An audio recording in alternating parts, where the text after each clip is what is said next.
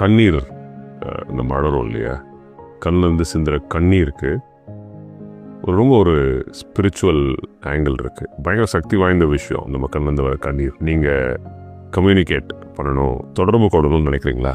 ஆனால் எப்படின்னு தெரியல நிறைய பேருக்கு. யோகா, கிரியா, தியானம், ப்ரே பண்ணுறது, இதெல்லாம் எல்லாத்துக்கும் மேலேயும் ஒரு பவர்ஃபுல் விஷயம். இதெல்லாம் பண்ண தெரியாதவங்களுக்கு ஒரு வலியிலையோ வேதனையிலையோ கஷ்டத்துலையோ நீங்கள் கண்ணிலேருந்து ஒரு சொட்டு தண்ணீர் வருது இல்லையா, that is the key to the divine. அது இறைவனோட கதவுக்கு அது ஒரு ஒரு சாவின்னு நான் சொல்லுவேன். ரொம்ப கேஷுவலாக சொல்லிட்டேன், பட் தட்ஸ் த பவர்.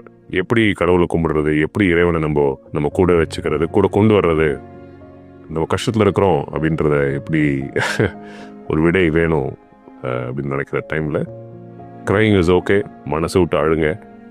அழுறதுன்றது ஒரு தப்பான பழக்கம் கிடையாது, அது நல்ல பழக்கம். The spiritual angle of tears நீங்கள் உணர்வீங்க. நான் எப்பயும் சொல்கிற மாதிரி எல்லாம் உங்களாக இருக்கும், நான் இருக்கேன்.